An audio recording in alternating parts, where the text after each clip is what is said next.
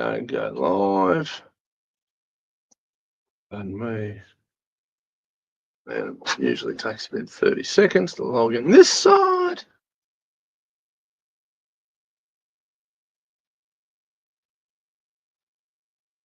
Something they're not. Is it? Was. Oh, yeah. How'd that go? You can imagine. Turn that volume down to where it needs to be. We'll go over here. Edit that. We'll be turning this down. Yeah. Public. Not hiding from the public. And I reckon we're pretty well. Good to rock and roll, sir. Now, we didn't have an episode number. I think we're episode 6. Episode 6, season 2, officially, unofficially, whatever you want to call it. The beauty of running our own show and answering to ourselves, we can basically, I'll call it episode 595, and realistically, whatever. Yeah. If somebody takes issue with that, then too bad. Well, fair enough. Good evening, Councillor. G'day. We'll do the intros. My name's Anthony Irvine. I'm a councillor on Temora Shire Council, but the views I express here are mine and mine alone, and not those of Temora Shire Council.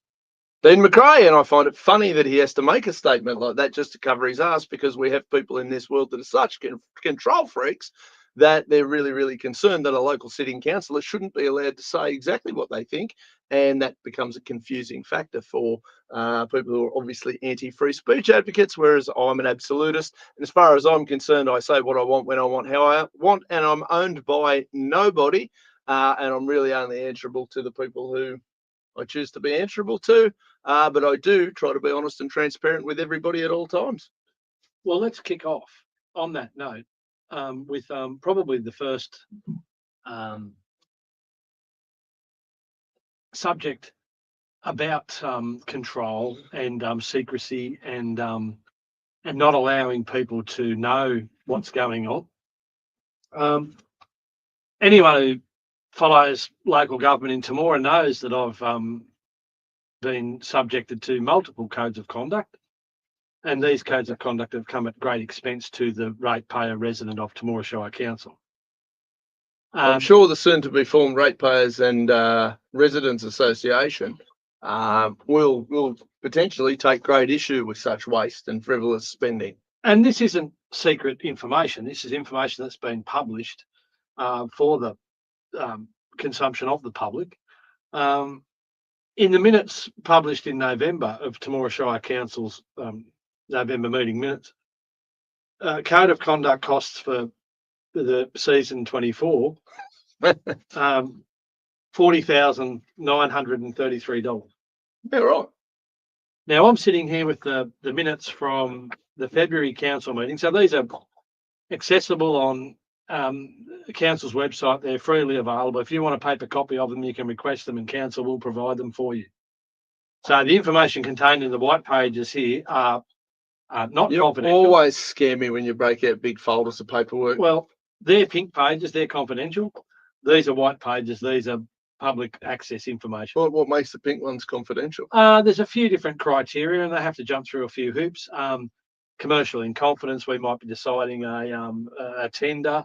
There's just elements of it but they've got to tick boxes. There is a specific criteria that's in the Local Government Act that the box they have to tick. Sure. And the way that it's reported. Anyway, long story short, council, and one of the narratives of the mayor, Councillor Rick Furman, that you hear repeated regularly, is just how fiscally responsible we have to be because we are under pressure. Now, you'll recall last week we spoke about North Sydney councils. Yeah, they're right in the poo. And they're going for a special rate variation. They want to put rates up by 100% to cover up basically the stupidity or the mismanagement by the governing body and the executive of council, where they've redeveloped a historic swimming pool in North Sydney with an original budgeted estimate of $30 million that's blown out to $120 million. It really is the definition of not being able to run a bath, really. Well, they've bankrupted the whole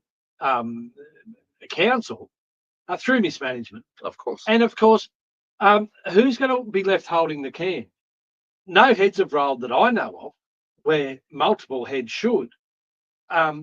in the management side, I would say all of them. but they're trying to just If kick the somebody can down if the somebody's road. not in the minutes of those meetings, like if there's somebody not minuted as saying, "Oh, this is bullshit," Yes. anybody who isn't minuted as Yep. saying this is Has bullshit anyone got any should be costs? gone. Anyone got any costs on the pool upgrade? The person in the minutes who's going, "This is bullshit," Yeah. that's the person we keep there. That Yeah. you keep your job, everybody else But go even- bye-bye. But even council officers have got an obligation to inform the council if there's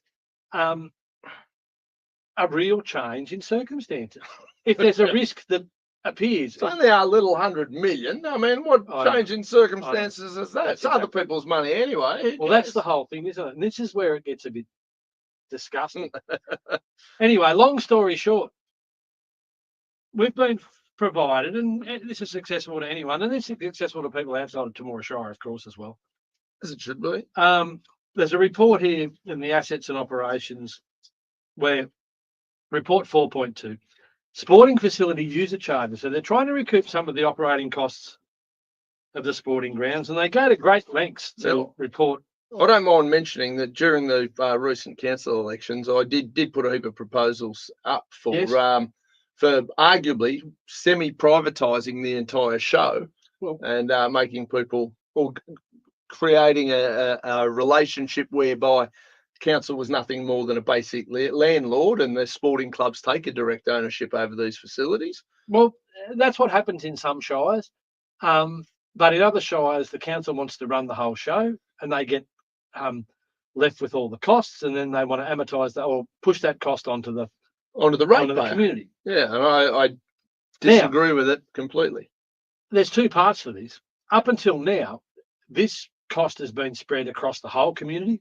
Yeah. So people who don't even set foot on any of these sporting grounds are still picking up the tab. Hence my point. Yeah. Yes. Whereas there is a move to start to try and push some of the costs onto the users directly. Yeah. And that'll offset the costs to the people who aren't using those facilities. Yeah. So there's an element of that I think's fair. Yeah. But for example, now we've got some figures here. So arguably, all those ideas I rolled out, they're starting to think, shit, that might have been a good idea. We better steal that. And I'm all for you people stealing good ideas. They haven't worked out any way to generate any income yet. Well, one problem at a time. Well, they're working out a way to extort money in a slightly different way.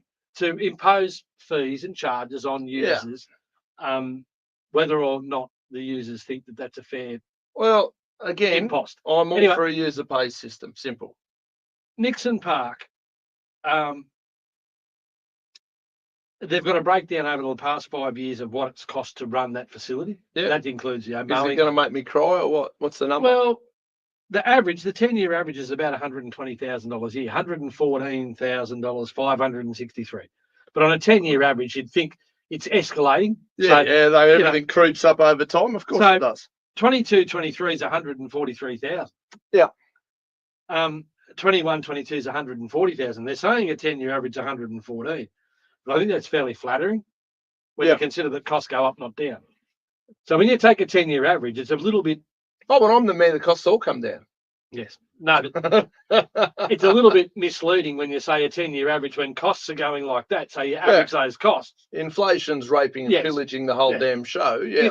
If there was inflation corrected, then you'd understand that it would be a realistic average. Yeah. So I think that average is slightly low. So we're talking probably more like about 140 a year.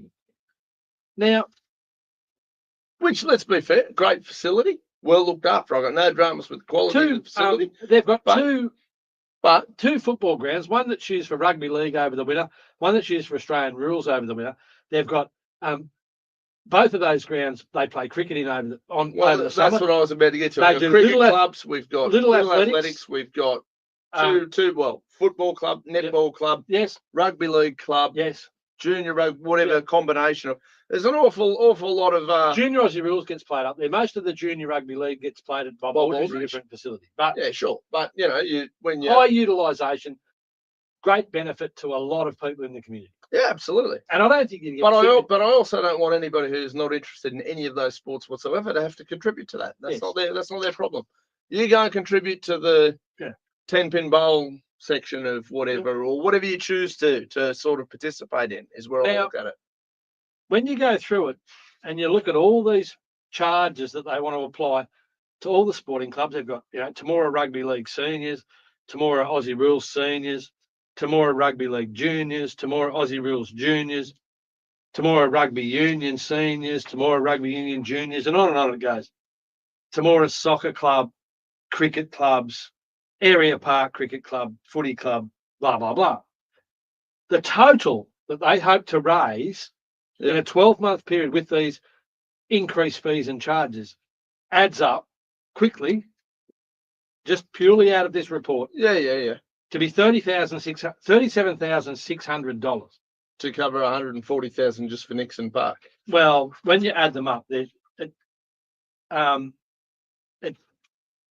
haven't given us. But as I said during the election period, for example, if Altura Ag wanted to sponsor Nixon Park and change the name arguably to Altura Ag's Nixon Park and take over the costs of that maintenance and have full advertising rights of that area and arguably pay somebody to do the part of their leasing agreement or sponsorship agreement over a period of 12 months or 2 years or whatever the case may be, would be, okay, we either pay council a certain fee for your people to do the work, or we employ our own people. I'm using Altura as an example. It could be McDonald's, it could be Joe's Pub, it could be Irvine Signs, it could be Jim's Signs and Print, could be Quick Best, right? We go down there and we decide we're going to mow the soccer field and we're going to sponsor, purchase the soccer field. Temora United Soccer Club, so what is it? Temora West Park becomes Quick Best Park, and it's my problem to pay for all the maintenance up and within a certain standard as per the leasing agreement of that sponsorship for X amount of time. I understand that. I know you do, but for the people listening, that's sort of the proposition that I was looking at. Yeah, but it would have got about that far because there's very few people who will actually tip in a country footy field. Well, there's a lot of these country footy fields have some very dedicated people, and it's very difficult to generate to put some sort of a proposal when you're naming a sporting facility in the city that gets coverage on the absolutely TV and regular. But if you're ANZ Stadium, but if you're looking at Nixon ANZ Park Stadium at Olympic Park, you know what I mean. But if you're looking at Nixon Park with how many sporting clubs do we rattled off 5 or 6 there with arguably, I don't know. But when you're looking at the costs and what you might glean out of a deal, there's a possibility, but it's still. But it's like anything. But the point I want to make is this. Currently, when you tally up all of the charges that they want to levy on the sporting bodies Shire-wide for these outdoor sporting facilities, and they're claiming that their costs could be up to $600,000 a year,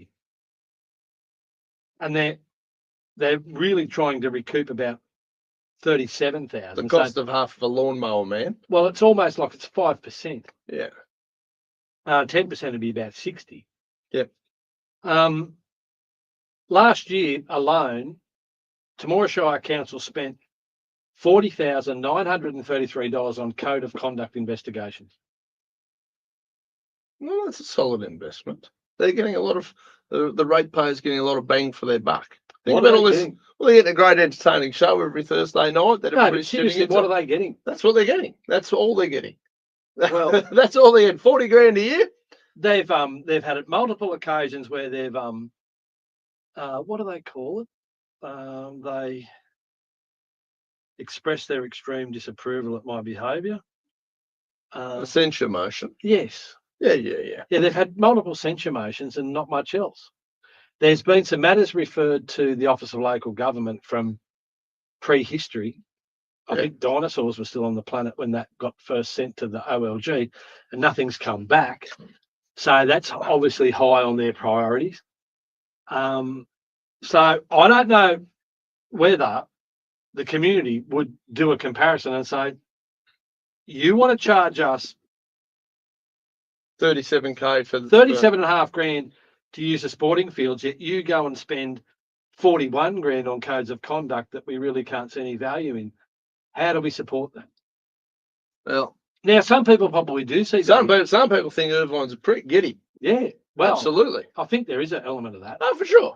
And We'd be deluded and kidding ourselves if we thought we had 100% support. But I tell and you what, I'd love to know. there is a like, good little percentage That's of what people they've who are, reported, and they have to report that as told by the Office of Local Government. yeah, Now, they've spent $70,000 in 2 years on codes of conduct, which we have reported on this program. of course.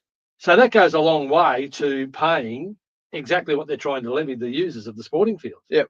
So if council pulled their heads in on their codes of conduct, They got an extra 40 grand to spend there. They probably won't have to levy the sporting clubs. That's not to that number. I mean, it's certainly an option. Well, at the moment, last year it ran in excess of what the number they're trying to levy. Yeah. Now that doesn't include what they've spent on legal representation with government information public access matters and matters before NCAT and engaging special counsels and all sorts of special counsels are very cheap. Mm. Great value. Yes. Well, the most recent NCAT matter that I appeared at prior to Christmas, Temora Shire Council were represented by a special counsel, and I represented myself. Yeah, right. I haven't put a request in for the costs as to what Temora Shire Council have spent on those matters, but I imagine they'd be significant, and it would probably. I can't imagine. All jokes aside, that it would make the It would. I imagine it would make the code of conduct expenses. The legal fees on that are going to pale into insignificance. Absolutely. I find it a little bit disingenuous when the mayor claims that. I find the whole system disingenuous. No, but the mayor claims that we must be fiscally responsible and get value for money for every dollar. But when it comes to keeping secrets from the community or flogging a councillor that speaks his mind, because let's break it down. My crime was to actually do what I'd been asked by a council officer. And then when that council officer reneged on that agreement, I stood up for myself and insisted that I be compensated for the effort that I'd put in. I had a couple of conversations with a few people this week talking about the Temora Mafia and how if you get out of line, they like to whack you in. I reckon there's about 50, if I'm being fair. I reckon there's about 50 main players pulling the strings around this little burg. And out of 6,000 or 7,000, that's not many, is it? It's not many, but you know who the power brokers are. And you know who, if you piss so-and-so off, all of a sudden, they're all related. Some other muppet will jump up and go, oh, but hang on. And say, listen, pack it away. You guys, it's not the Wild West in America in the 70s where the good old cowboys are going to come on out and, carry on and start lynching people. But they like to do it in a different way. They like to destroy your reputation. They like to destroy your business. They like to, direct custom away from your business. Yes. And they like to spread the rumours around town that may or may not be true. Well, it's very easy to do. Particularly when you've got a willing... there's a willing audience, and there's also an audience that's not only willing, but they're used to getting what I was going to say is the willing audience tends to traditionally, particularly in a town like this, that is still fairly well geared towards an older demographic. Their information comes from this, or it comes from the mayor's chair. They put a fair bit of... They put an awful lot of work into tailoring this silly little shit show here into manipulating, controlling, knocking people back into their box. Now, so before we move on to that, though, let's just wrap that last. Well, what I was going to say is that what they haven't done is that they haven't factored in this sort of ability to get things out. So as the method of communication is changing, that's why we're facing further codes of conduct and further breaches. Of course, and they're trying to shut down because that and you've been a party to it where they shut down the radio show because the truth was being communicated. And for the 5 people that were originally listening to that a week, yes, they might have spoken to another 5 people and went, yes. Did you hear? And they're quite resentful of anything that I've posted on Facebook and stuff. So I really am going to start ramping up the Facebook stuff. I think as a local councillor, 1, you should. 2, it's almost a must these days. Well, I just think it's also, if this platform, for whatever reason, was to be removed, we need another platform ready to go. Oh, look, and it needs to be active. Let me tell you, I can have 50 YouTube channels set up in 15 minutes. We can have 48 Facebook pages. Yes. We can roll out TikTok, on Twitter. Certainly, I reckon Elon's fairly helpful in this space at the moment. I don't have any concerns with getting messages out. And if need be, I'll print flyers and I'll letterbox some bitches. Well, this is the best thing about a small town is if push comes to shove, there's only 6,000 people. Oh. And I can go door to door. Absolutely. There's not a problem. It's only 6,000 people. So it's not a big the truth number. will get out. Yeah. So anyone who's deluded enough to think that they can suppress the truth via codes of conduct or some sort of suppression really is having themselves on. Oh, absolutely. Yeah. And a lot of that too. A lot of these people, up until we started doing this, didn't think this was possible. Well, or they didn't factor it in as a genuine, but also genuine operating thing. But also, there's a lot of people who are in a position, like it comes at a great price. Yeah. And a lot of people aren't prepared to pay the price. No. So no.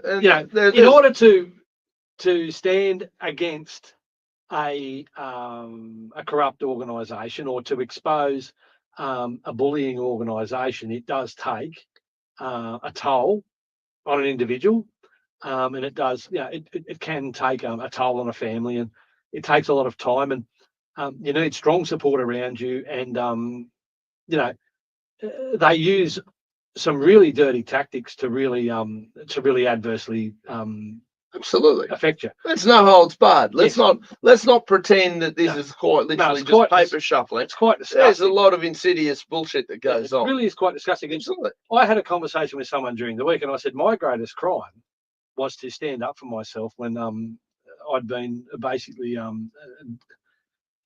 a council officer had gone back on their word and pulled the rug on a project. And my greatest crime was to stand up for myself. And ever since then, instead of receiving support from people that have got supposedly high reputation and credibility, all I've received is vilification, harassment, bullying, derision, all of the worst types of the dark arts that the dark arts are being employed. Yes. I mean, but the other side that you've also got is you've seen some phenomenal people come out of the woodwork, and I've also who are probably not traditionally, I guess, in your social circle, and you've got, oh wow, okay, that's different. And I've also found that there's been people who've suffered the same circumstances as I have, who weren't in the space to stand up for themselves for whatever reason, have gotten great strength from me doing so, and with your support and help, and and it's created an environment where people there is a beautiful little undercurrent happening at the moment of people who are going, oh, maybe I can say what I think, maybe I can disagree with somebody locally, and I don't have to hate them, but I can disagree with them, and I can do it without fear of retribution, or certainly not to the degree that it used to be.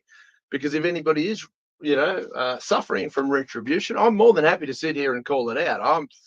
That's exactly right. And half of the battle, a big part of the battle, is to actually call out the bad behaviour. Yeah, for sure. And expose that bad behaviour. Well, I love calling out mine. I'm quite happy to stand by it. That's the only difference. Where we've been highly successful, and that's where this show is just so successful, is it actually exposes the bad behaviour, and people actually know, and they can see what's going on, and they can get a handle on. They can make their own mind up. They can look at the facts. They can look at both sides of the story. And if anybody wants to ask any questions, you've made yourself extremely available. That's right. They know. There's go on the Temorshire Council website. My name is there. My mobile number's there. My email address is there. So my little mate Pistol Pete here, Piddly Pete, he's got his paper out this week. Propaganda Pete. Propaganda Pete. I can think of a few other names for him. Piss in his pants Pete, whatever. Fred and Margaret Oliver. 60 years. 60 years. That's a good innings. Congratulations to those guys. I don't think I know them, but that doesn't mean much. There's lots of people floating around the joint that I don't necessarily know, or Day and age. just Fuck me, just burn This away. day and But age, 60 years married. 60 years is pretty good, you know. That's all. Absolutely, well done. I think they get a letter from the Queen traditionally, well, the King now, I suppose, which means something to some people, doesn't mean much to others, but good on them, well done. Now, what do you know about this lake ban? This is actually something where I'm almost feeling like I'm going to have to team up with the local hoi polloi and give Chris Minns and his little gang a little slap upside the head. Like, But realistically, what can you tell me about it? Because obviously we've got propaganda bullshit here. Is how much is this? well, that's what's what I going think on? it is. Because when you actually go, continued on page 20, I think the local politicians are looking for a villain. They're looking for a fight. Well, it's definitely not hard to have villains. We've Villains got- are everywhere. At the right here, we've got Temora Mayor Rick Furman pictured with member for Cooter Steph Cook holding the wetlands map. And believe it or not, someone's looked at the creek system in the lake and said perhaps it forms part of a wetland that feeds into the Lachlan River. And believe it or not, it does. Yeah, right. There you So go. for anyone who's not familiar with the topography or the geography of Temora, we've got creeks that emanate from areas to the south of Temora. Triggerlong Creek, for example. Yep. It originates out near the Coolaman turnoff on the Wagga Road. Yep. And it runs through some farming country to the west of Temora. And there's little tributaries and rivulets and creeklets that Trickles of add water. to Yeah, it. yeah. And it formalizes into a creek to the west of Temora, goes across the Burley Griffin Way, wraps around the back of the airport, actually comes through the airport, and runs into Lake Centenary. Yeah. And it is the basis of the water supply for Lake Centenary. Now, it's also combined with all of the catchment of the town stormwater runoff. Yep. And it comes in via another tributary into the lake. Yep. And that basically is the first penning up of those waters, and it creates the recreational space that we know as Lake Centenary. Yeah, yeah, okay. Now, when that water leaves Lake Centenary, it goes down Triggerlong Creek, and it goes, Triggerlong Creek eventually, I think, flows into Narraborough Creek. That would make sense, yeah. And Narraborough Creek eventually moves to the north, and it's joined by a confluence of other creeks. There's the Bland Creek that comes through Stock and Bingle. Yep. And runs through that area. The Narraborough Creek and the Bland Creek join just out at Marangerall, at just on the other side of the Mary Gilmore Way. Yep. A little bit further to the west, we've got Duck Creek and Barmedman Creek, and they all flow to the north and converge and flow into Lake Cow. Yeah, yeah. Which then flows into the Lachlan River. Yeah, right. So the idea that Temora could be affected by, like, basically the situation is, Well, I mean, I haven't had a chance to read. I'll flick through the page. I walk in here of a night so people know, or of an evening on a Thursday. If the councillor has spent his hard-earned money on this little debacle, I'll have a quick flick through just so we got. well, some the Minns talking government points. want to classify. Chris Minns is a sped. There's They no want doubt to about it. classify a significant portion of Lake Centenary and the Farmlink Research Station as prescribed wetlands under the Lachlan Unregulated Water Sharing Plan. Now, truth be known, that's probably not unreasonable when you look at the way the water collects and is Flows. transported. Now, obviously, they're not a traditional wetland. It's been built as a man-made lake for recreational purposes. Yes. So And I believe you've got a pretty red-hot policy around what you wanted to do. Or well, this try is to the whole implement. thing. One thing that Temora Shire Council has been very poor at is actually formalising any sort of wetland and using a wetland for the purposes that a wetland actually serves, is to slow water down, remove contaminants, clean water up, create habitat for native species. There's so many benefits that wetlands can offer. And I think it's just so lake ban. Yeah, of course. No, that's why I bring it up. You know, the hype there. Obviously, I don't want state governments. and I don't coming know to us what they're out. doing over here with this hand, but Again, I could abolish state governments tomorrow and not Like, lose a minute's sleep. Like, okay, I'd be quite happy to get we've rid got of a federal election coming up, it. Oh, and look, and that's and part we of. know that Rick Furman and Steph Cook are both card-carrying nationals, Yeah, of course. and we also know that, oh, heaven forbid, in the classifieds, in the public notices, we've got pollies at the club.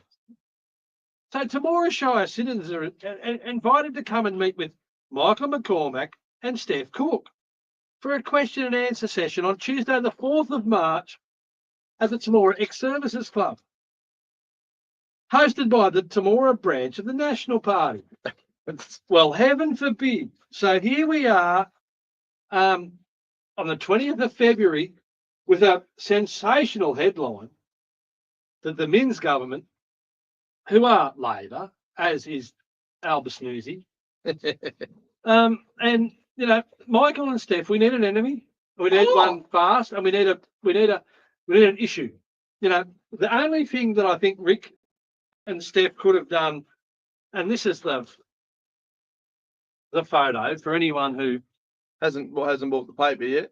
hasn't bought the paper. Lighting's not great from that angle. No, but they're standing one there. disability at a time.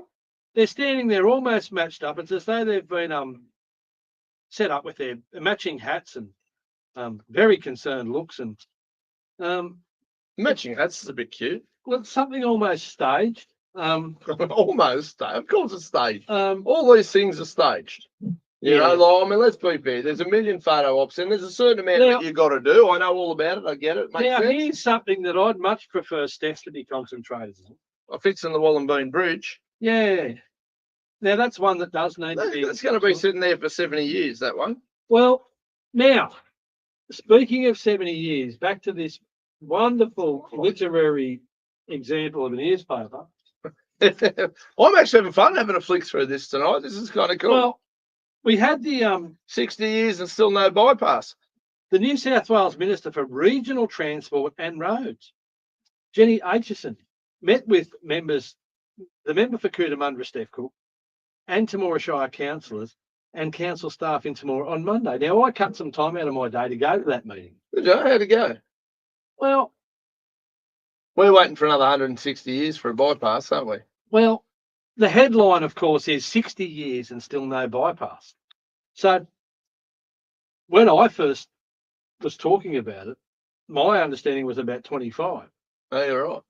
So now it's not the most recent council's fault. It's all those preceding councils as well. It's aged. Now, the big question, of course, with any of this is, okay, 60 years and still no bypass. I want to see who has put up alternatives. Because I know I have. Yes. And I was I recall you got held down pretty hardcore for having an idea. Yes. Putting forward those ideas to possibly solve a problem. For 60 years, we've been living in an absolute vacuum of ideas.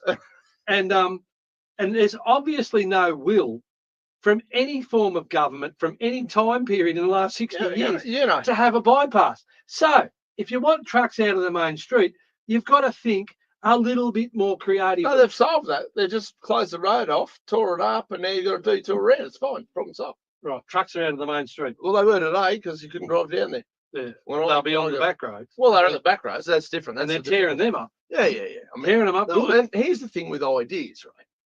Here's the thing with ideas. I know some of my ideas are radical, but I also know some clever people would be more than capable of taking my broad stroke ideas, fine-tuning them a little bit, probably softening them for public consumption.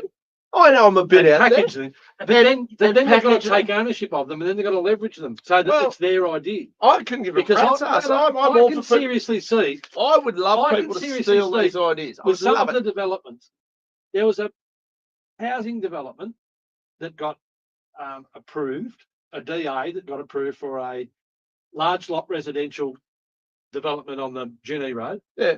That would greatly benefit from the treatment that I had in mind for the bypass. Yep.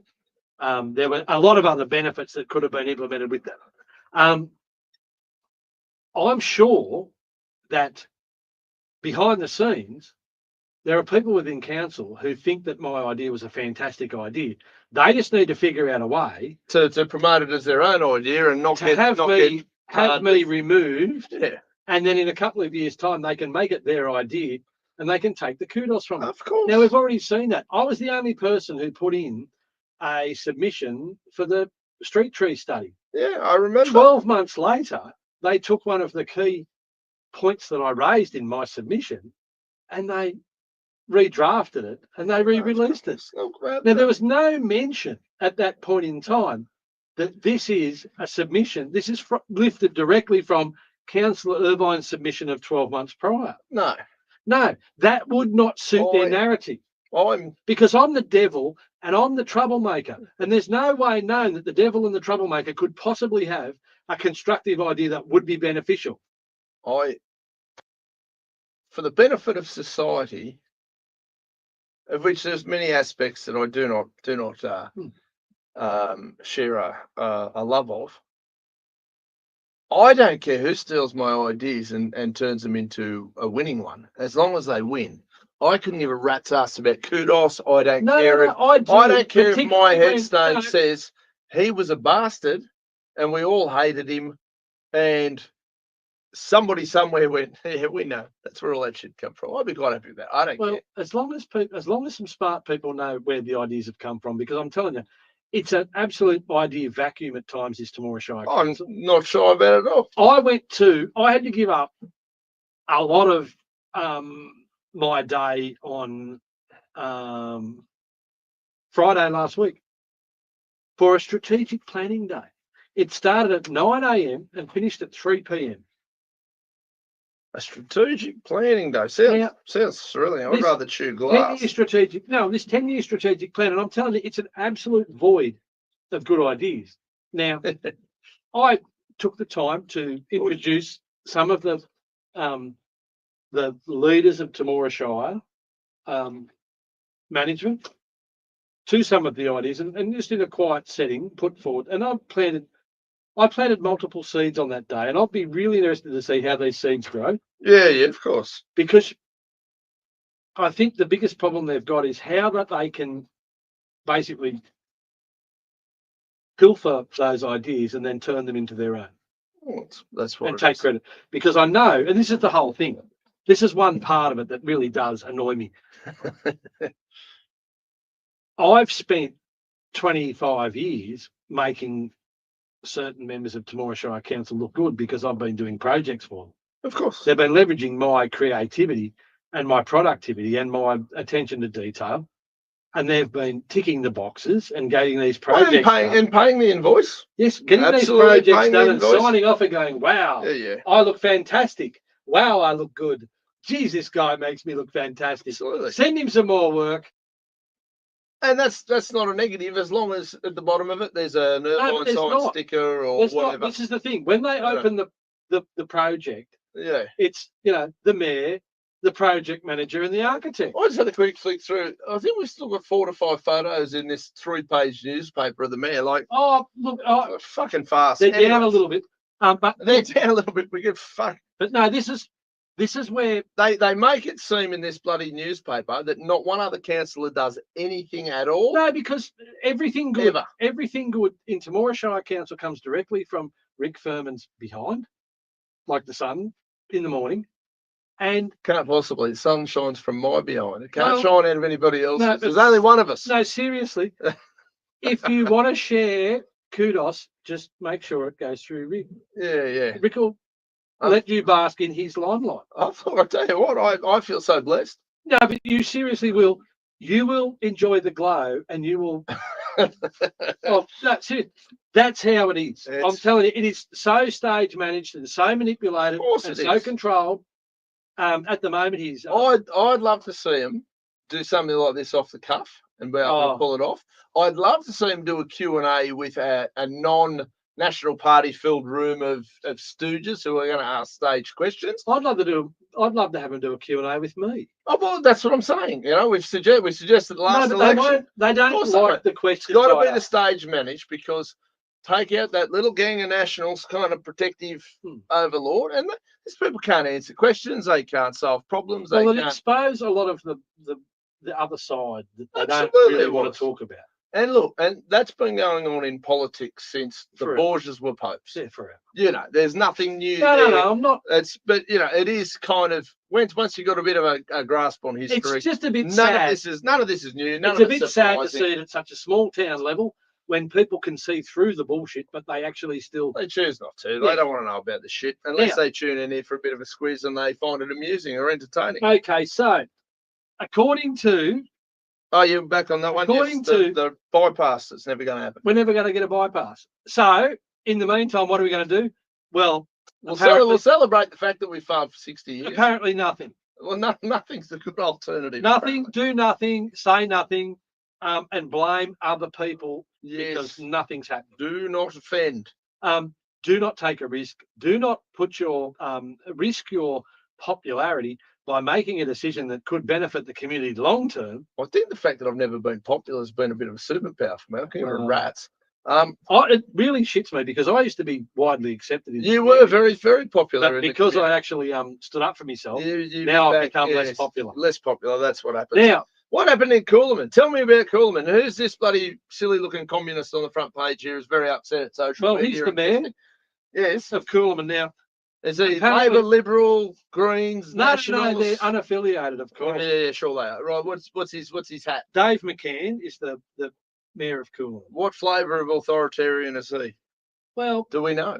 Dave just you met doesn't Dave? like uppity people who take their issues with council to social media, and then he doesn't like comments.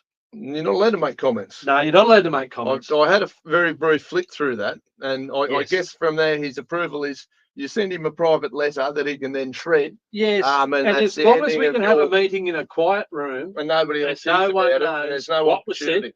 and nothing's recorded and nothing's written down, Dave is happy. I love this social media era. The Yeah, so- politicians hate it. The mayor of Coolman Shire Council, Councillor Dave McCann, has spoken out about offensive comments which appeared on a recent social media post.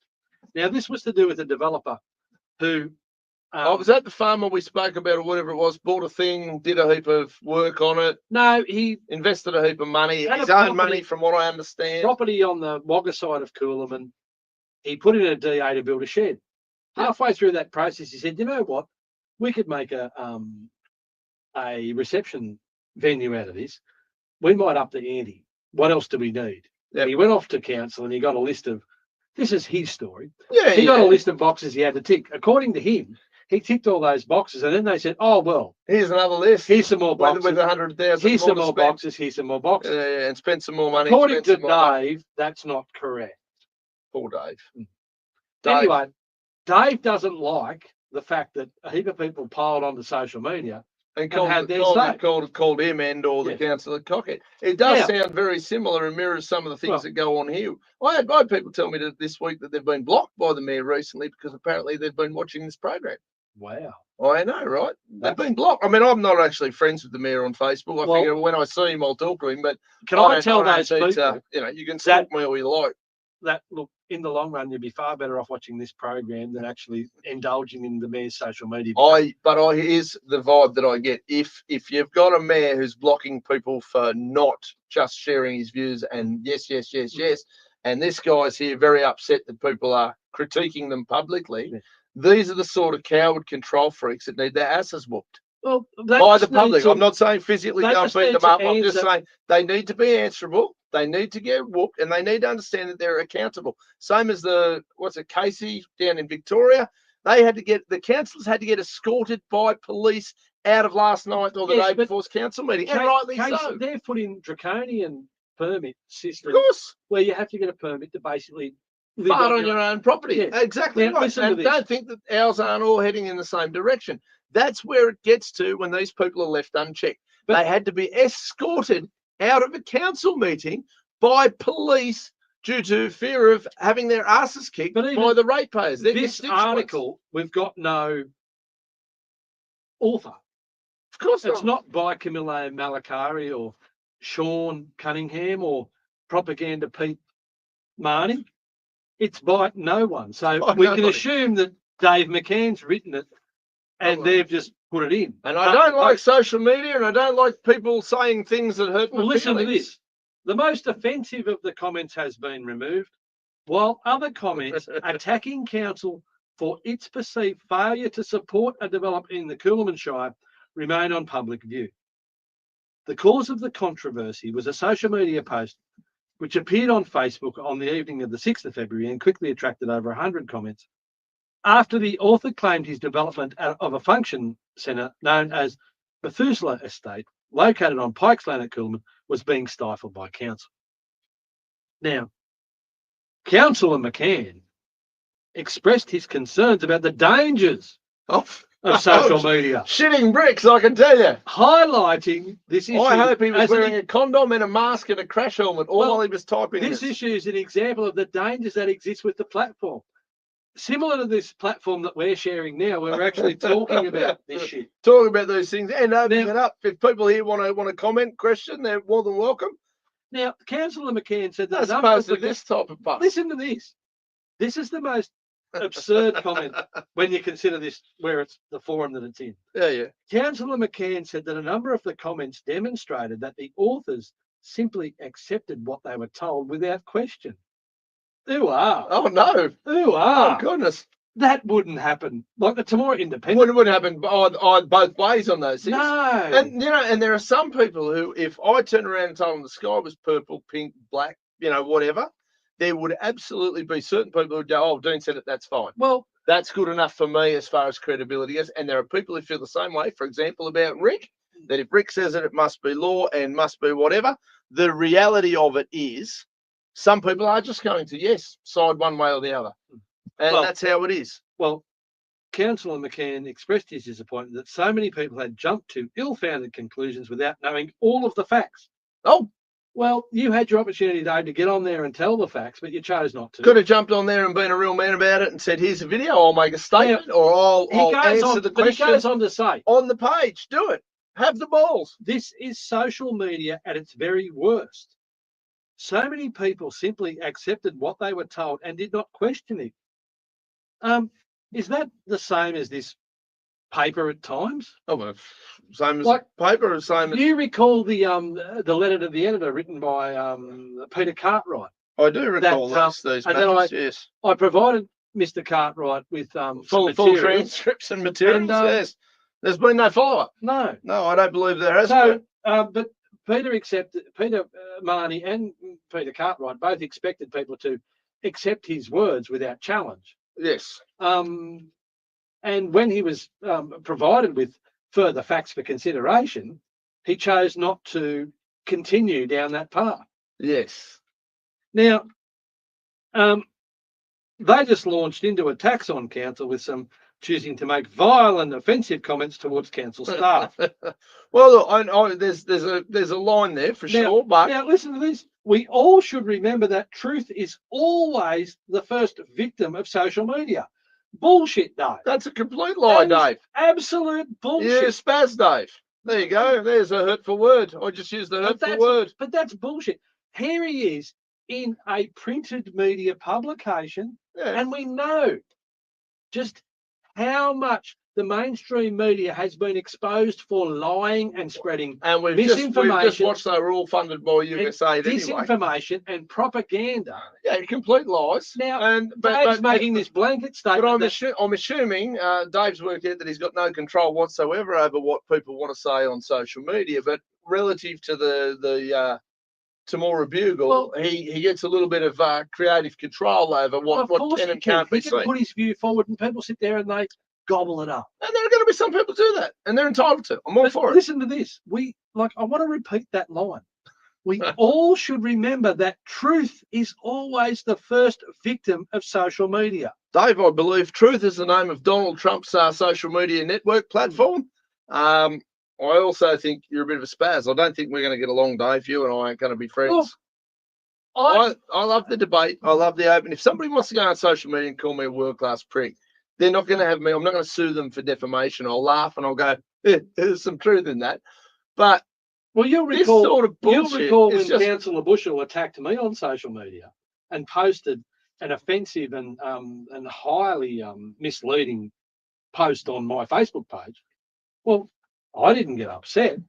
I just took that as an opportunity to put up Create all the, of art, the art of dialogue. Well, but I put up all of the proof that I believe Councillor Bushell was mistaken, was false facts, and I basically just said, okay, well, this is a lie, and this is why I think it's a lie, and here's my evidence. Yeah. And this is a lie, and this is why I think it's a lie, and here's my evidence. Well, our mate Dave here doesn't want anybody to have any right of reply. Well, that's exactly it. That's the key for some of these. And I think one of the what's his last name? McCann. Dave. I might. Has he got a Facebook page? I might follow Dave McCann. It'll be fun. I'm sure I can find 5 minutes in. Now listen to this. This is where it gets interesting. So, the Mayor reiterated that Coolamon Shire Council is always willing to support development and is looking forward to sitting down to find a way forward. Been called out to this issue. Been called out publicly. We've been spanked. What do we do? And expects that once resolved, the true facts will be made known by the developer. So it's the developer's fault. Of course. Council does not conduct its business or engage in debate on social media. No, just in the printed media. Well, the dinosaurs at council need to wake up. Ready to meet with ratepayers, baby, who may have issues and work with them to find solution-focused outcomes. The Mayor said. I wonder if Coolamon wants a ratepayers and residents association. Maybe they should set one up as well. Well, I just think it's another example of a small council who are they're not realising that we're moving into a period of accountability, transparency, and people want to be treated equally. This developer just wants to have a level playing field. My understanding is this developer wants a level playing field and he wants to be treated equally. Now, I don't see no problem with that. No, that's it. All that I can see from individuals dealing with local government is that they want to know what the rules are. What are the rules? Tell me up front. I'll tick them boxes. Leave me alone. Yeah. When they won't tell you what the rules are, and then you've got to understand it's a secret. That's exactly You've got to understand it's a secret. The rules are a secret. The rules are a secret, and we'll tell you when you need to know, and we think that if you're being a good boy, the rules don't matter. Yes. You just do whatever you like. But if you start questioning our shit, yes. hang on, there are rules. Yes. You're breaking them. Yes. What do you mean you didn't know you were breaking the rules? And how often? Now, and one of our regular viewers, Howard Holgate, I think, commented, and he hit the nail on the head, and he said, in his opinion, of course. In his opinion. And people are entitled to those. He believes that a lot of the government bureaucrats have forgotten who pays their wage. Absolutely. Who they serve. And this is the whole thing. Government's gotten to such a size. Every socialist shit show, which I believe we're just about to hit the cusp of, where it's just going to come tumbling down. Well, and the next little part of this bugle is the percentage 1 in 10 or 1 in 5. It has to be 1 in 5. It's absolutely astronomical, extraordinary how many public servants there are in New South Wales, and I think it's at least 10% of the complete workforce. And there are some useful people. There are police that are useful. There are nurses that are useful. Yes. There are doctors that are useful. Ambulance people are great. Fire brigades are good. What there also is a whole bunch of paper shuffling bureaucrats who provide fuck all. Well, what they actually do is they create rules to create jobs for them, enforcing the rules to create more rules to create jobs for them. Absolutely. And the sooner most of them are put out into the real workforce, the better. If there was enough of them out, they could actually build a road, a bypass. They could do that. They could build a bypass. They could build some approach roads for the bridge at Wallenby. That could work. Yeah, absolutely it could. We could just stack bureaucrats in the potholes. Don't even tempt me to stack bureaucrats. I think most politicians arguably could be thrown out of helicopters without too much loss to the planet. No, that's exactly right. Look, I don't think feed them to the farm. But here's the thing: as we know, we're getting closer and closer to the socialist tipping point, if you will. We can't keep going. Man, another page with Mayor Rick Furman on it. Sorry, Rick. Like, I mean, I know you probably don't like the fact that I bring you up kind of regularly tonight, but you're on every fucking page of the paper. You bring him up. Self-inflicted, buddy. The cat brings up a fur. But Rick pushes for federal government funding to be reinstated to councils. How about no? How about stop leeching off the taxpayers, cut your costs, stop wasting money, cut some services for sure, lease more shit out to the public, privateer the whole joint, stop begging for handouts from taxpayers who have already they've been taxed on their income, they've been taxed on their fuel, they've been taxed on their alcohol and cigarettes. If you have the audacity to run a big enough company, you're paying payroll tax. How dare you employ people? You know, and then you're paying your bullshit rate, tax. And then you know, like there's tax on tax. Just no. Stop thieving, stop parasiting, go and get some productive jobs. And this is going to be, look, I'm not going to lie to you. It's alarming that the annual fags, I didn't know you were allowed to say that. So, Teddy, like these ones? No. Oh, we got a third now. There's the one that's probably offensive to some gay people, which is fine. Or probably not even just gay people. There's some there's back in the day. There was the lollies and whatever they're called, fags and whatever. Now fags are a financial assistance grants. Fags, the 1% of Commonwealth taxation should come to local government. How about no? How about it is kind of funny that they're calling them fags. Surely some purple-headed, transgendered lesbian or something's been offended and filed a complaint about it. Surely somebody has. They've got to. That an acronym is offensive. That's a terrible acronym. I think it's funny. They love it. They love them. Oh, look, it's just cracks me up. That's hilarious. But this begging for other people's money. Just stop begging for other people's money. But that's what you do. You fall one. No idea, Howard, why that played up like that, mate. It just kind of come out. There must be a limit on how many you can put up sort of at a time, if that makes sense. Sorry, no idea why it broke up in that manner. But yeah, like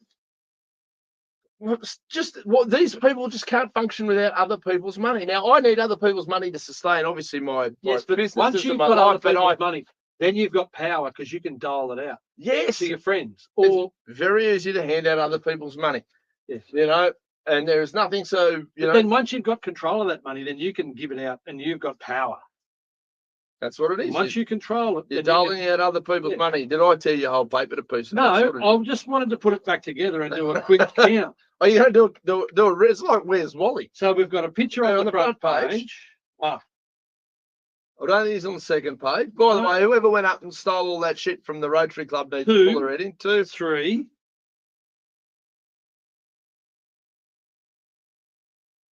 Well, that's the Times. Surely he's not in every page of that shit. Oh, hang on. There's the TV guy. Is that Rick there? Could be. Oh, could be. Could be.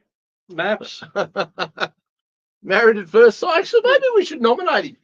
Well, that'd be all right. Put him in the maps. 4. All right, 4. So that's 4 photos, 1 newspaper, $3 worth of fucking photos of Rick. Yes. And now back to, yes, you're exactly right.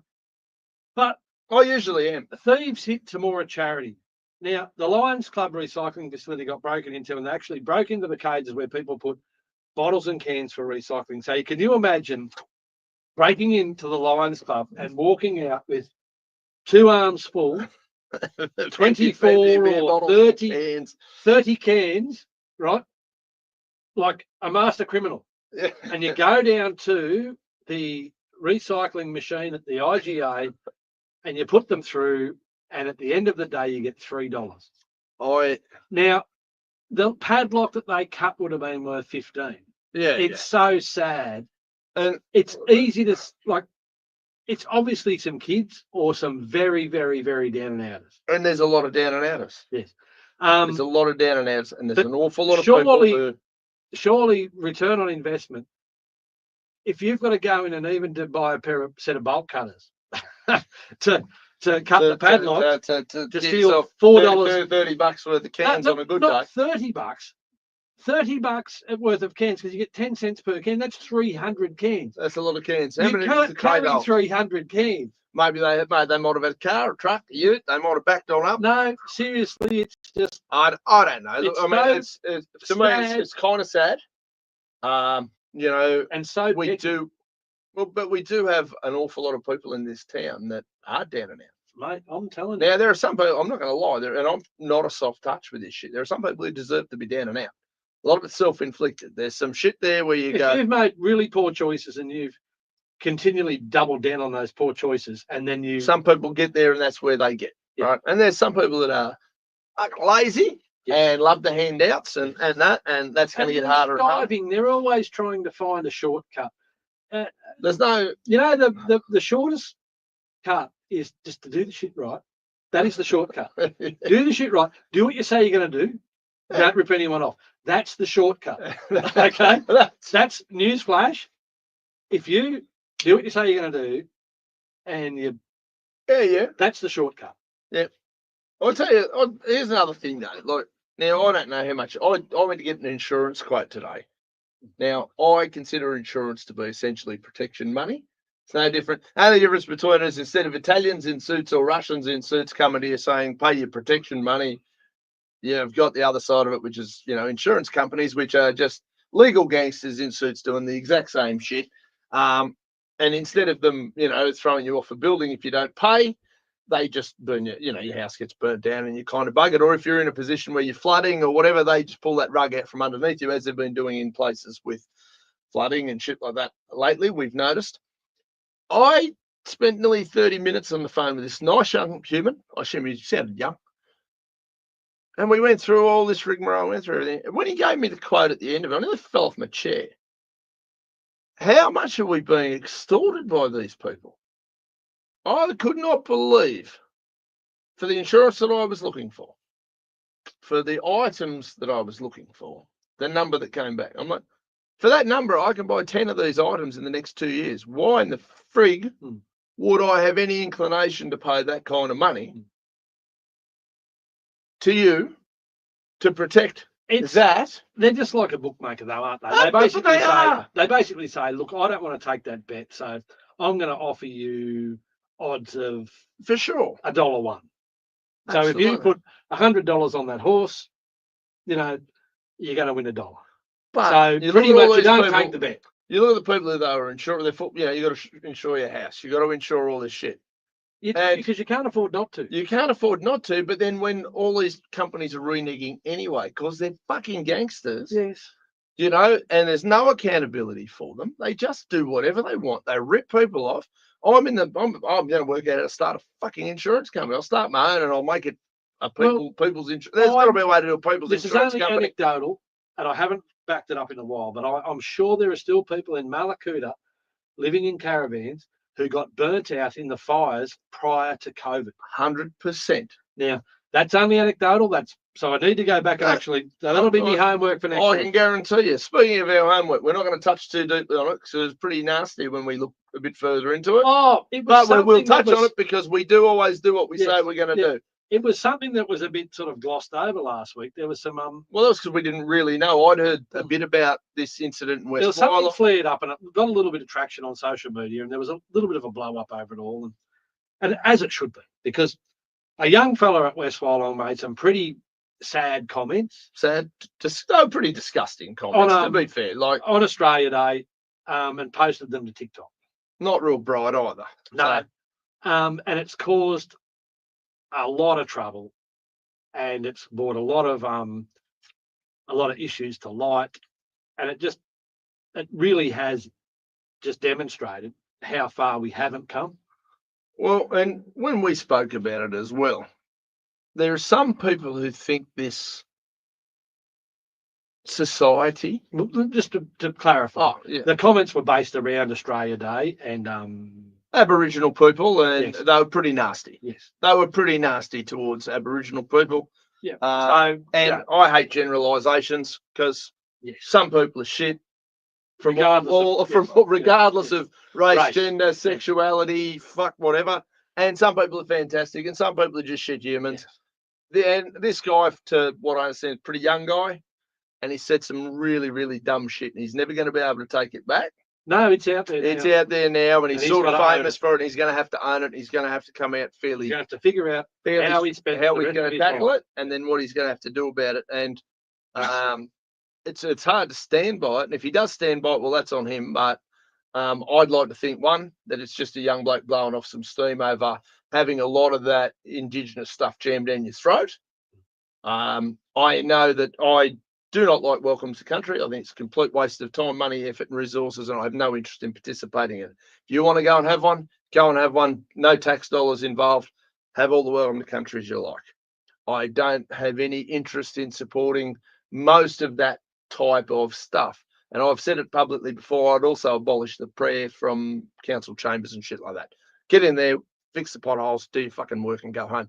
But with the amount of that stuff that's rammed down people's throats now, and the younger people, because I know I'm still a hothead at times, but I can see why the pushback is coming as hard and nasty as it is in certain circumstances. I don't condone it and I don't support it, but I can see why these young blokes go, nah, fuck that, I've had enough of this, shove your bear up your ass and bash you, like the Invasion Day stuff, and if you don't like it, bugger off or whatever. Mind you, I get told all the time, if you don't like it, go to America. No, I was born here and live here. It's my country. I'm going to do my bit relative to my principles to improve the joint where I can. And I sort of encourage other people to do the same. And, that's all cool. But that young bloke's, I guess, stirred a pretty massive hornet's nest. And there are going to be some people who agree with him. There are going to be some people who are going to want to stab him. There are going to be some people who want him hung, drawn, and quartered. And we see it with not just the race thing, but we see it with the sexuality thing, the gender fucking excitement. Carry on. It's just another example, though. It's stuff that should never have been posted to social media, and it's so insightful. Sure. But also he's done it now, and unlike Dave over there, that's now there's consequences for those actions. Yes. And he's got to cop it on the chin, and it kind really of has work been his way offensive through to a huge proportion of the community, and he does have to actually. But also when you say that, those Welcome to Countries are offensive to a portion of the community. The transgenders reading stories to children is offensive to a large portion of the community, and everybody's going to find different shit to be really offended about. I don't want transgender people reading stories to kids. I don't know why they need to feel the need to be there. How does the culture change? It doesn't. How does it move forward? It's never going to. No, but it does. 100 million years. No, that's an exaggeration. The culture does change. Palestinians and Israelis have been throwing bombs at each other for black 1,000 years. Black fellas in Australia didn't get the vote till the 60s, but there was a referendum and they've got the vote. Well, so that is cultural change. Yeah. So it does. That's a rule change. That's not a cultural change. Well, it was a cultural change because they didn't have any say. Yeah. So they were treated as equals in the democratic process at that point in time. Up until then, they weren't recognised as equals. Sure. But that's cultural change, and the role of women in the workforce. That's outrageous. Women into the workforce. Dogs and cats living together. Yeah. What next? What's going to happen? But that's what I mean. And over time, there's been so many. Women can vote. Yes, that's crazy. There's been so many. I'm joking, people. Of these, but it's just never. It's having that lollipop guild in your head that everybody's going to accept everybody all the time. So it's just rainbows, fairy tales. I think there's a little bit of a pushback from Albo's. The way they carry on with the voice shit. Absolutely. And I don't think they read the room, and I don't think they realised just there is some latent racism that exists in Australia, and I don't think it's acknowledged. I voted a hard no. I promoted a hard no on the voice campaign, and I was for reasons that I don't imagine were racist, reasons that you don't trust Albo. Well, I don't trust Albo, but I also don't think there should be anything in the Constitution separating anybody by race or gender or sexual identity or the colour of your friggin' eyes. And the whole idea was, we'll tell you later what you've actually voted in. Well, no, I'm not voting for that shit. You tell me up front. You put everything on here, but at the end of the day, from my perspective, that's what it was no race should be identified as special in the Constitution. And then somebody said, well, it says in there something about white people or whatever. So pull that out. If we're going to do anything, we pull that shit out. Pull the dumb shit out. Don't double down on the next lot of dumb shit to cover the other dumb shit to increase the whole thing. You go, oh, well, actually, that's a really good point. Yes. Race shouldn't be in the Constitution. So, I don't know, apparently one paragraph says something about white fellas or whatever, Europe, whatever. Go in there, get your razor, cut that little bit out in the bin. You know, like, and we don't need 3 flags. No. One of the few things Peter Dutton's done that doesn't make him look like a complete spineless, gutless wonder is say, no, we're going to have one flag in this country. Yes, but You that's know? just like, But they're small things. yes, but we're at the point now where that's I'm not insightful. but I'm not opposed to changing the flag. I'm just opposed to having 3 of the fucking things. Yes, but that's where it's at. That's where it's at. And I'm not deluded enough to sit and go, well, we're all going to play happy families. There are some No. people who want to sit under 3 different flags. There are some people who don't want it. And there are some people who, I mean, holding up Dutton as an example of Dutton's a spaz. yes, Dutton is a spaz, but he'll be the next Prime Minister because Albo's the biggest spaz. And we got spazzers fighting off to see who's the biggest spaz on the planet to take all these leadership roles because anybody sensible doesn't want to go anywhere near them. Well, in the 2-party preferred system, that's the requirement. Absolutely. And the problem is they've there'll doubled down on squeezing there'll out. be 2/10 of not much difference between the pair. So the choice will be, it's just a pure choice of rubbish or rubbishy. You basically, this rubbish or that rubbish. Do you want syphilis or do you want a nasty case of herpes? Which STI do you want? Yeah, and which one are you going to put up with for the longest? Usually you put up with the liberal version of herpes for longer than you put up with the Labor version of syphilis. Only because syphilis you get 4 years. Liberal herpes you get for usually 8 years. They usually get a couple of terms for some reason. That's how the Australian public tend to roll. The whole thing is just so corrupted. They're all basically been bought by the global corporations. Basically, they've been bought. Basically, they've outright bought. And they basically sit there and set their whole after politic career up whilst in politics, creating like now the best example, and it came to light again this week because our friend Daryl Maguire was back in court. Beat Daryl. Now Daryl's got a couple of things on the go at the moment. Daryl's got the issues from Operation Dasher, where the ICAC investigated Canterbury Council, and there were developers there who'd infiltrated Canterbury Council, and Mr. Maguire was helping to facilitate some deals and expecting some paybacks for facilitating these deals and trying to tick a few boxes with some developers and. Of course. So that's the matters that were before the courts this week. Now that's allegedly. Alleged, always alleged. It's always alleged. We should in our thing at the start. Yes, anything that's controversial is alleged. Yes. Now later in the year, Daryl has to face further matters related to his visa fraud scheme.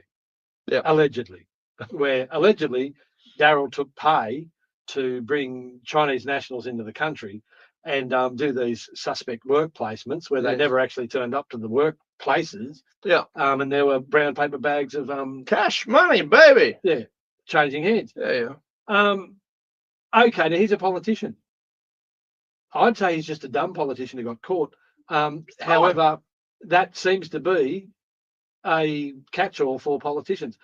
Our good friend Gladys, who got found Daryl's good friend guilty of corrupt conduct by the ICAC, but they never pressed. They never pressed. No, God no, because she's still going to go and get a cushy job at Goldman Sachs. She went and got a cushy job at Optus. Same thing. But she still felt the taint of that accusation and the taint of that finding. So she took it upon herself to have that overturned. So she took it back to court and they retried it and they concluded that, no, you were corrupt, Gladys. Go away. Go away. Just go and earn your $1 million from some corporation somewhere. Yes. And here's the thing, all these politicians always they're all overpaid, right? They get about 100, starting rate's about 180 grand a year. $100 would be overpaying. Yeah, but 180 grand a year is about where they start. I know this because obviously I've been in the space fairly savagely for quite a few years. Your kick-off money is about 180 grand. Every committee you're on, there's a kick in for so if you're on 4 committees or something, there's an extra 20, 30, whatever it is, up. And then I think Albo's on about 600 grand. Plus when they get their parliamentary pensions and kickbacks and all. But every single one of them becomes a multi-millionaire, however many times over. Yes. How do they do that? That's a very tricky skill. Very tricky skill. How do they turn something like $500,000 a year? If you work for 10 years on $500,000 a year, that means that after that, if you haven't spent a cent, if I wasn't such a bonehead, right, and if I didn't always cut my nose off to spite my face, right, I'd probably do something like this if I was a politician, right? I'd set laws, knowing what the laws were going to be and where the market would roughly move. Like perhaps, let's say, windmills, a wind farm or a solar farm maybe at the road. If I was a local politician, I'd go, oh, there's solar. Maybe What a good idea. Maybe But then, of course, what what I something would, like Snowy Hydro, and then perhaps you'd invest in tunnel boring machines. yes, or You'd I buy would. buy I some wouldn't. tunnel No, boring I machines. wouldn't. I wouldn't myself. No, your friends would. But my girlfriend might. Yeah. My mum might. Yeah. My sister might. Yeah. My brother might think, oh, look, here's some Let's get money. into some tunnel boring machines. Let's do that. Yeah. We've got no project in Australia. I'll take care of that. Oh, you let me worry about that side. Here's my advice. These couple of companies look like they're going well. By the way, in Parliament today, we're going to authorise this, and this. So me too. And how do we vote? Well, hang on a minute. We might need to drag that vote. My family and gang members haven't bought any shares in those yet. So give us 2 weeks stay on that particular proposal. And off they go. They come back in 2 weeks. There's the amount of investment in this project's been phenomenal. The interest has been very high. Who would have thunk it? Yeah. And then, by magic, off they go. And now they're decommissioning all these wind farms because they're fucking useless. But even Dutton owns a shit ton of houses. Albo owns. Of course they do. And of course they're not going to take capital gains away. And of course they're not going to, they put policy in place to suit their investment portfolio. Absolutely they do. And anybody who thinks that that's not the game as it's being played is either gullible, naive perhaps, believes in unicorns and ponies. Oh, look, I'm blowing rainbows out their buttholes. I'm going to sell them some oceanfront property at Area Park. Yes, I think that's what I'm going to do. Like seriously. At the Barmedman Mineral Pool. Barmedman Mineral Pool. I'll sell them the water slide out there. Now, the only other thing that we really need to touch on that's current and local, because that's where we really that's the bread and butter of this little program for sure. Cootamundra Regional Council have had their public hearings. Oh, yeah. How'd they go? Well, they got good numbers to both accordingly. Their only coverage, and it's been very, very sparse. I managed to find a little bit of coverage on 7 News Riverina. Yep. On Wednesday. There was nothing on Tuesday that I could find, but on Wednesday there was coverage from the Cootamundra meeting. Yep. The mayor of Cootamundra, Ad McAllister, got up and was fairly forthright in his assessment. Have you invited Ad McAllister to come on the program yet? No, I haven't. He can zoom in from Coota. You don't need to be here in the studio. We can zoom people in. We did with Katie over in South Australia. Interesting. I'd like to get his opinion because it was funny. I think there's quite a few now that we're coming into federal election time. Harking back to that, we really should be starting to invite a few in. The ridiculousness of that Re-Rock Councillor induction day, where the example was given that. Is that anything like the FAG system, or is that similar? Dodgy. Okay. The idea that you can't run on a position and then take that position into a meeting and vote that way, Abs, hand on heart, 100% he wants it demerged. So, according to the person who put this presentation on the Re-Rock Councillor induction day, Ab has to go in completely. Sell his entire principles out, everything that took him into the room in the first place. Then make a fresh assessment. Yeah. It's a fresh assessment. I've spent the last X amount of years, my entire platform, my entire support base. Approaching 10 years. My job is to go in there and betray my own principles, my supporters, my constituents, everybody that voted me in for this. I must go in and bend the knee to the state. Yes. Now, I think it's approaching 10 years since they were forcibly merged. It was around the time because Wendy Tuckerman and I were involved in an election in Goulburn when she got in up there at Goulburn. Yeah, she replaced Shelley Hancock as the Minister for Local Government. I think it was Shelley. Yeah, I did an event bag of puppies that I had a debate. I think it was Prue Gowan. I think I accidentally made her cry in a debate. Yeah, it's on video somewhere. I wasn't nasty. It was. And I'm sure the video's still floating around somewhere.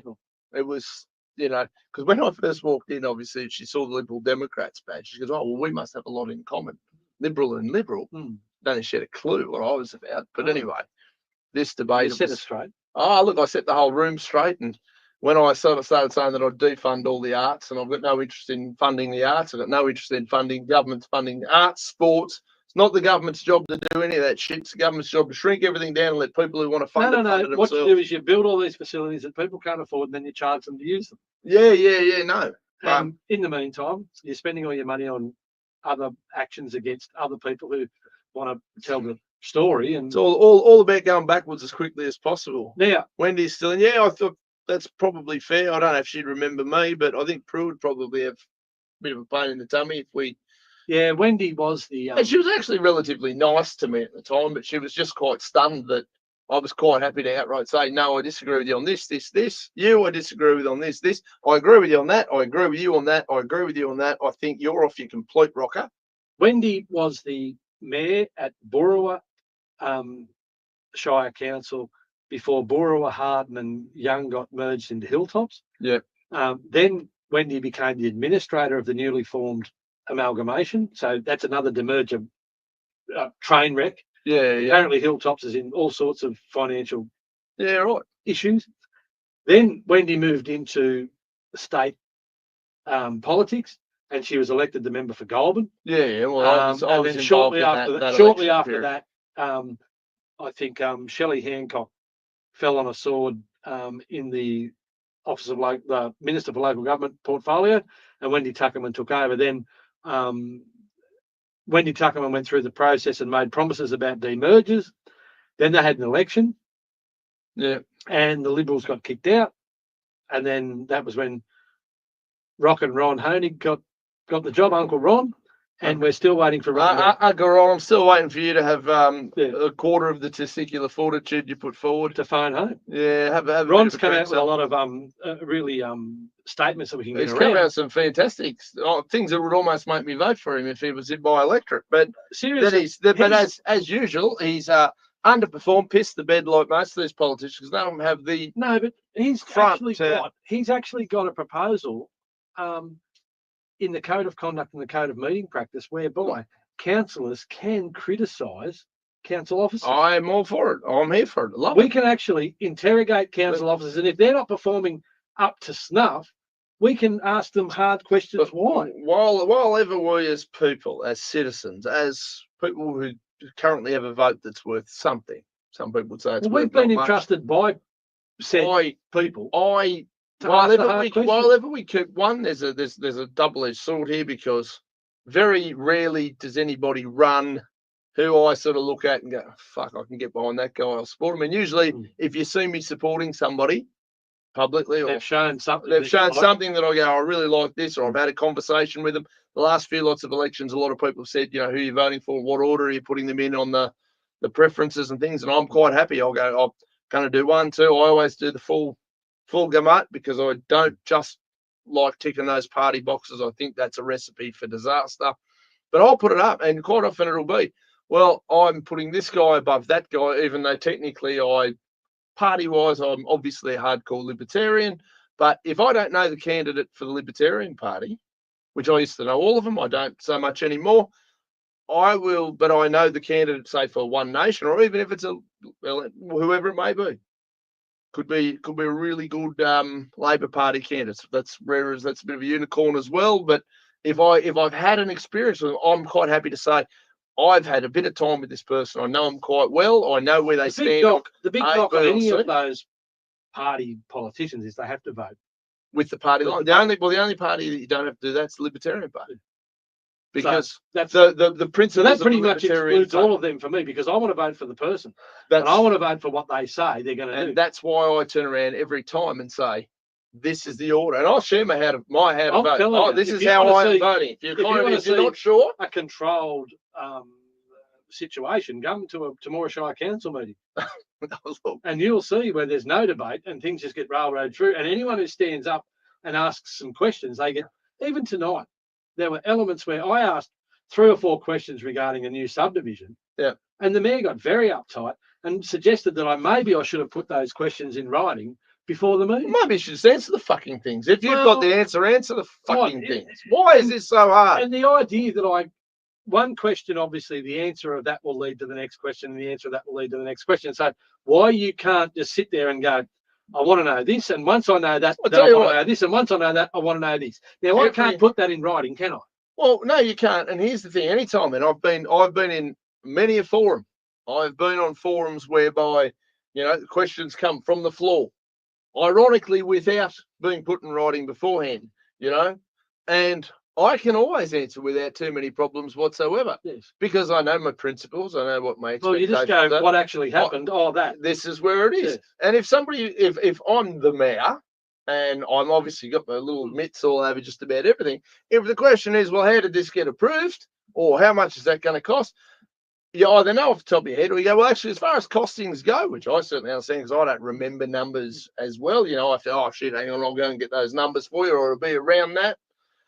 But I could easily go, well, look, I'm not exactly sure of the exact figure, but I'm pretty sure it's between this and this.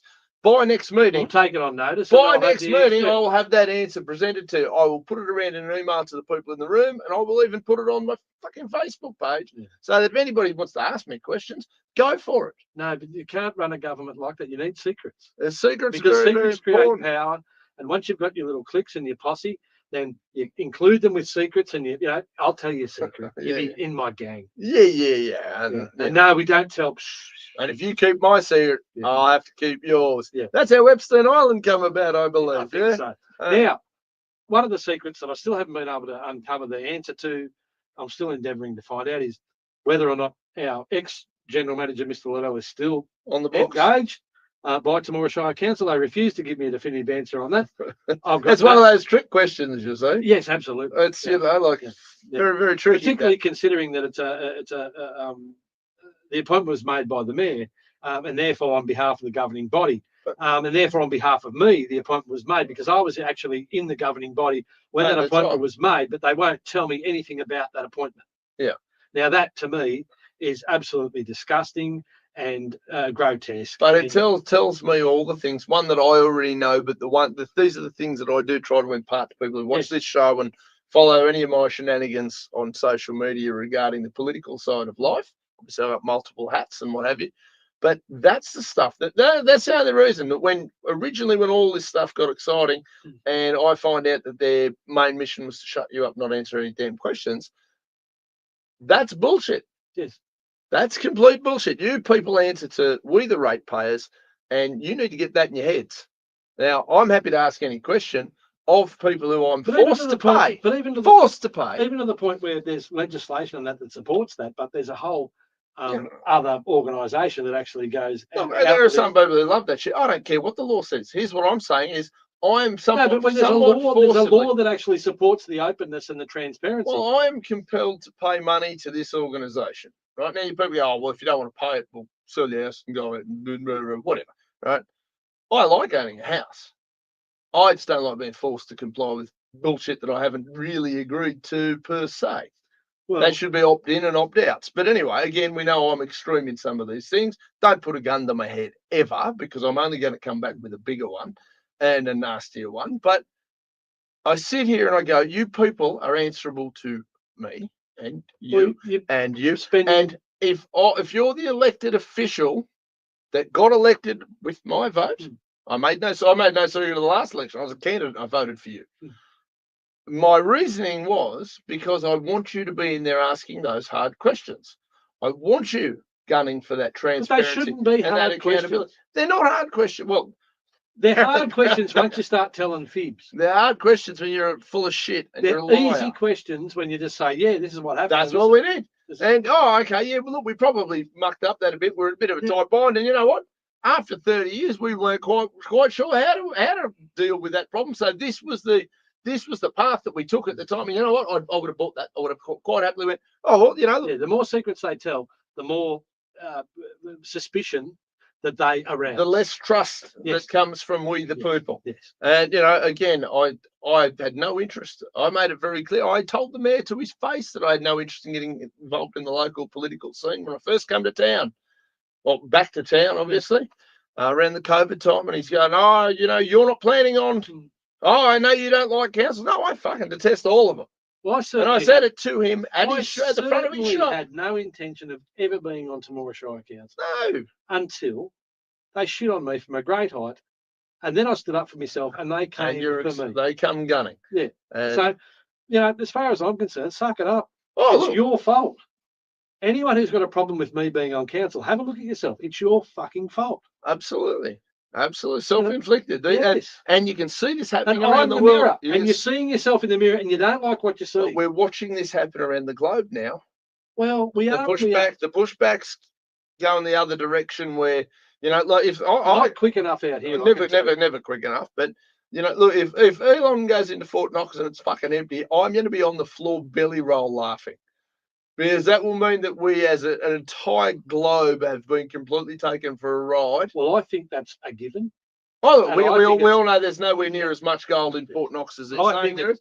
But if Elon Musk and gang go in there, yes, and they turn around and they go, shit, there's like 4 bars of gold in the corner. They've been exposing corruption from the day that they got the keys. They got the keys and they're going full out. Look at this, corrupt. Here's corrupt. Yep. Corrupt. Look in this cover, corruption. Oh, look how many people here are 150 years old and their social security checks are still being cashed. No, it's rotten to the core. But if that happens, there is the other part of it. It goes, if that turns out to be true, what do we do? Yes. Because that completely proves that every dollar on planet Earth is completely fictitious. It is now. We know that. We know that. Yes. But the general public is still living there they're in a bit of a bubble where they're kind of going, yeah, but the value of the dollar, and it's attached to gold, and there's a value to it, and it's simply a trading tool. It's numbers on a computer screen made up by corrupt shorty. It's made up by a faith. It's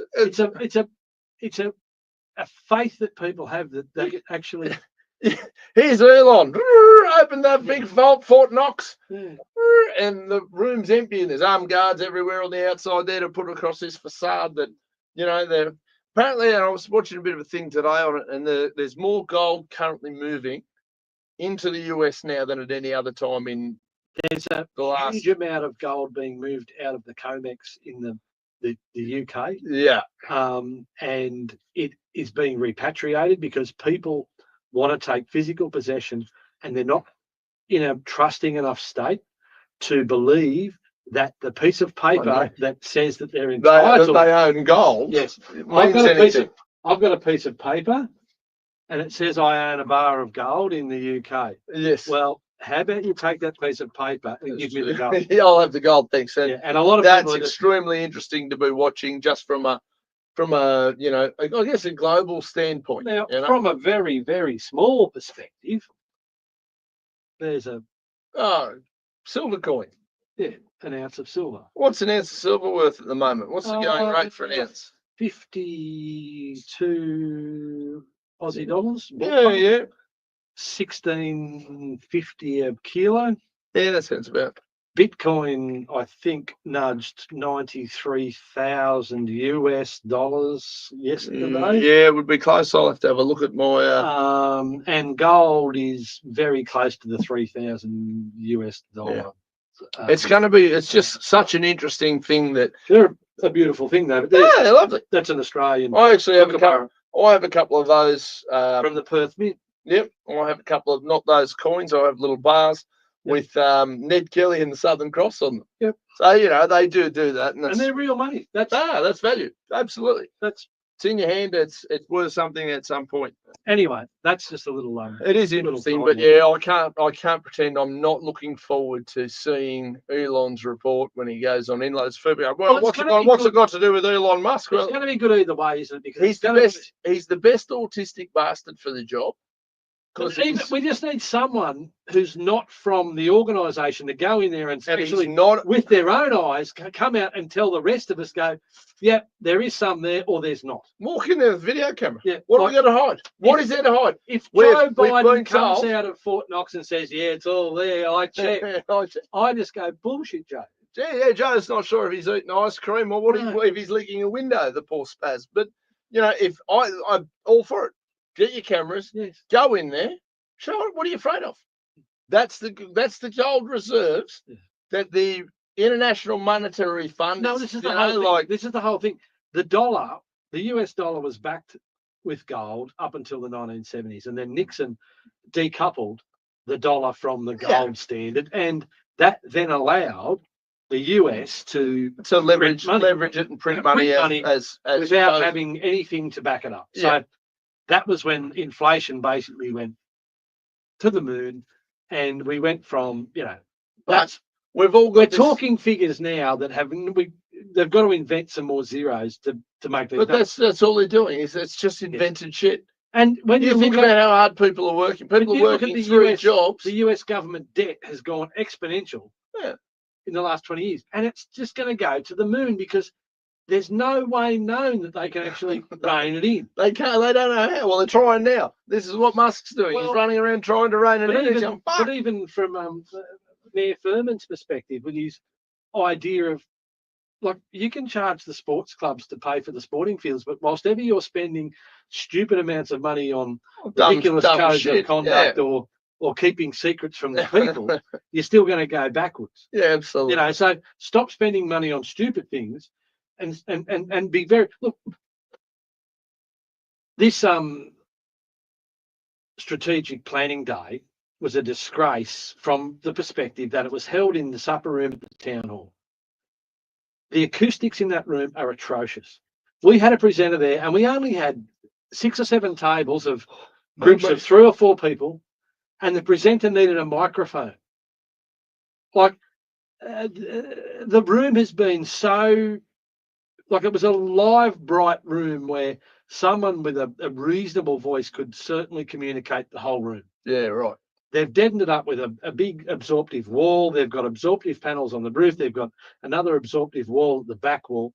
And now it's atrocious. They had a couple of fans going because the air conditioning apparently is not working. And you're sitting there going, didn't we spend $1 million on this facility? Tamora Air is really good at air conditioning. I got them to do one at my place. They did a good job. Yeah. No, that's good. That's a good local company that are having a crack. Yeah, a good job. So, you know what I mean? Like, here we are with this facility where they've spent $1 million. Now, we still haven't got access to that major community building. Yeah. So they're going to have to spend more money there. You know what I mean? Like, stop stuffing stuff up. And stop listening to, I call them snake oil salesmen, or people. You've got to go and check their bona fides.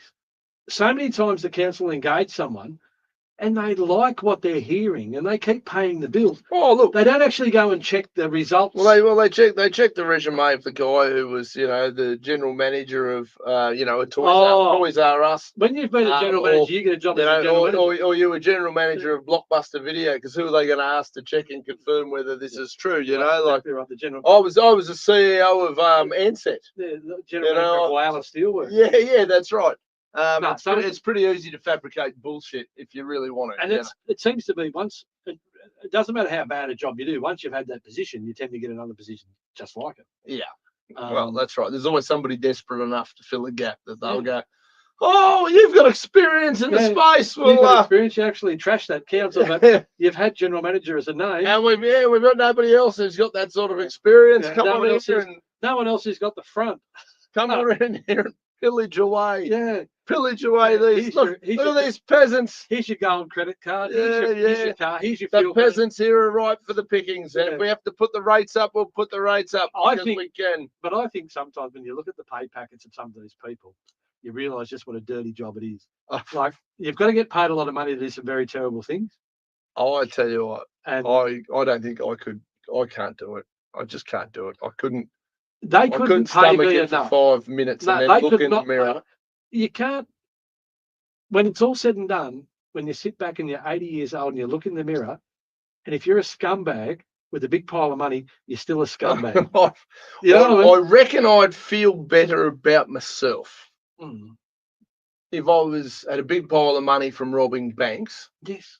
Then I would take a gig like that. I know I've mastered an art there. I've only stolen from a filthy corporation who makes that shit up. But anyway, even if you just paid your bills and you've got $5 in your hand, wouldn't feel you've like got your integrity. If you've got $5 in your hand and your integrity, you're a success. I wouldn't feel like I was robbing the peasants and robbing the poor. Robbing the poor. Give to the rich. Yeah, you fuck the rich. Yeah. I don't even say fuck the rich really. I mean, I got no problem with people making a truck ton of money.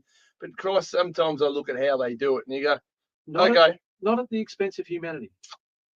You know, I look at some of the things and I go, people who make money providing goods and services that people need in a healthy, not only need or want, sensible way. people who need or want, and it's there's other people there who absolutely just rip the guts out. Yeah. Just we're going to force you to pay this, and then we're going to get out a slice of the pie. Yeah. No. Ladies and gentlemen, it's like governments with their taxation on things like addictive products like cigarettes or alcohol. You're going to give me a twitch, big fella. Oh, give me a twitch. Nah. Ladies and gentlemen, it's an hour and 39 minutes. But Tommy, it'll be an hour and 43 minutes. What do you reckon? Okay. An hour and 43 will be very, very close, I reckon. Well, thank you. Won't be that long. Won't even be that long. No. All right. Thanks for your time. Always a pleasure. We did our homework. Have we got any homework next week? Did we have any homework? I don't know. You're far better at homework than I am. Anyway, we did our homework. It wasn't nice, but we did it. The rest of it we've touched on. Do give it a like and a share if you're brave enough. Now, if you are seen publicly liking and sharing it, the man may block you. Yes. Which, that's okay. You know, like if you can live with that. We're going to form a support group for people who've been blocked. Yeah, it's going to be called the Temora Ratepayers and Residents Association. That'll be the support group for people who've been blocked by the mayor, I think. That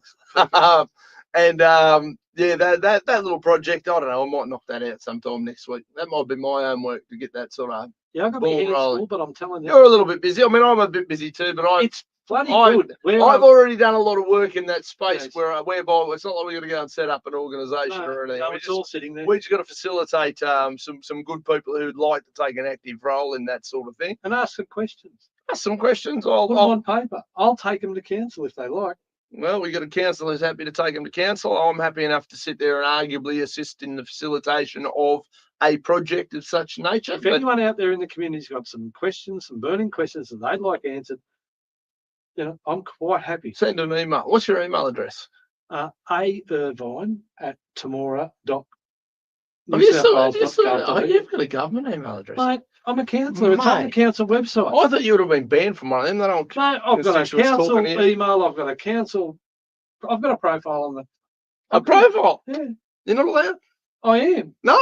Yes. No. I'm a councillor. I've got voted by the people. I've got rights. You've got rights. If you are brave enough, like the videos, share the video, let your friends know, talk about it. If you've got questions, both of us are happy to ask any that roll in. I'll answer them to the best of my ability, and we can agree and disagree. I can give a rat's ass what the outcome is. I'm all about that art of dialogue and free speech. Want to call me names, go for it. I can live with it. I'm not going to lose a minute's sleep. Hopefully everybody's going to tune in next Thursday night. And that's the thing. Even today, I was driving in my car at 2:00 in the afternoon, and I thought, how lucky am I to be able to go to this council meeting this afternoon? I've got a ticket. Lucky you. A ticket to the ball. I could almost. There's a few people who probably resent the fact that I've got a ticket. So that makes that ticket even more valuable. Everybody tune in. Thanks very much. Love you guys. And we'll see you next week. Yeah, have a good one.